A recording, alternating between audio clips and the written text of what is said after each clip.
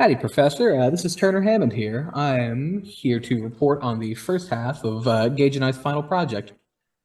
We decided to do ours over the Azure Bastion portion of the Azure network. And with this first part, I will just be giving a brief little overview of some of the terms that you really need to know and keep in mind. And after I'm done, Gage will be here to actually present the implementation we've done. And with that, I might as well get going, where I'm going to start off, first of all, with a brief, just little overview of what the Azure Bastion is and what it does.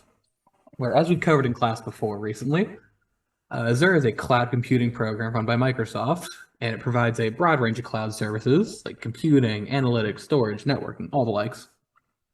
The Azure Bastion itself is a subset of Azure. It's a fully fledged service, integrates perfectly well with everything else, which allows users to securely connect to virtual machines over their own private IP address. This allows users to transfer data without any exposure to public IP addresses, which minimizes the potential security risks. We will get into that later on. This works over the concept of Bastion hosts. A Bastion host, or often called jump service in other places, is a dedicated server that lets authorized users access a private network from an external network, such as the internet. The bastions here are typically placed outside the firewall or within a DMZ or demilitarized zone, which is just another outer layer of security many networks have, where the Bastion host becomes the only real path to those internal resources. And as such, access control becomes easier to manage while also minimizing the potential attack surface.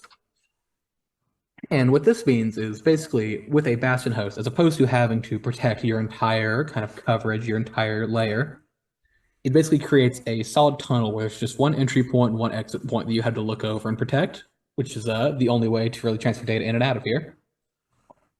Bastions also provide RDP and SSH connectivity to the workloads sitting behind the Bastion, as well as further inside the network. And Azure's Bastion features work seamlessly with all the other Azure features as well. So for example, RDP, which is, connecting to another computer over a network connection, flawlessly fine, works perfectly with Azure, doesn't cause any complications. And with this, the concept of a virtual network itself is also very important, as Azure Virtual Network is a service that provides the fundamental building block for your private network in Azure. Azure Bastion wouldn't really work well without this at all. An instance of the service, a virtual network, any kind of virtual network enables many types of Azure resources, like virtual machines, to securely communicate with each other, internet and on-premises networks. A virtual network, and it's basically similar to a traditional network that you'd operate in your own data center, but it brings in the extra benefits of the Azure infrastructure, such as scale, availability, and isolation. And speaking of those virtual machines from earlier, that's the last thing we'll be looking over here, is virtual machines. A virtual machine, commonly shortened to just VM, is really no different than any other physical computer, like a laptop, smartphone, or server. It has a CPU, memory, to store your files, and can connect to the internet if needed. While the parts that make up your computer, called hardware, are, physical and tangible, VMs are often thought of as a virtual computer, or software-defined computers within physical servers, existing only as code. For example, it can run in a window or as a separate computing environment, often to run a different operating system, or even to function as the user's entire computer experience, as is common on many people's work computers.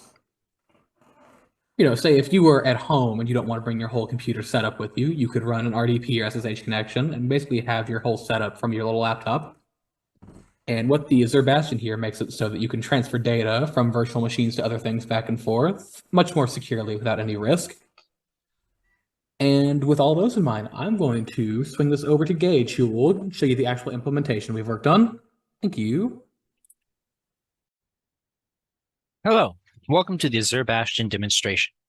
For Azure Bastion, and for most Azure resources, the first thing you're going to have to do is create a virtual resource group.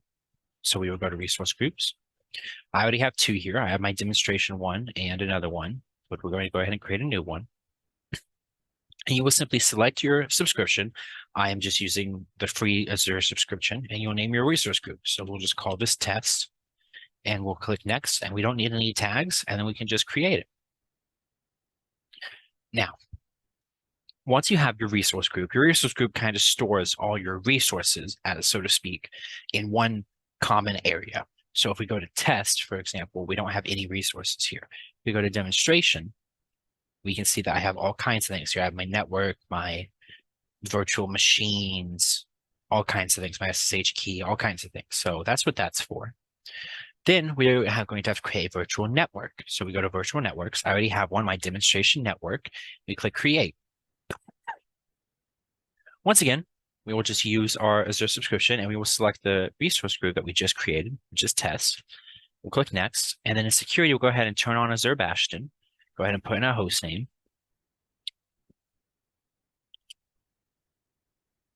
And you can create a new public IP address right here.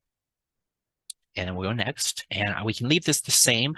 I already left it the same, so it overlaps with another virtual network. So I won't be able to do this, but if it's your first virtual network, you can leave it the same. If it's not, you can go ahead and change it to something else. Just anything, So yeah, you can change it to anything pretty much. I already have some addresses that I'm using, so I can't, but that's okay.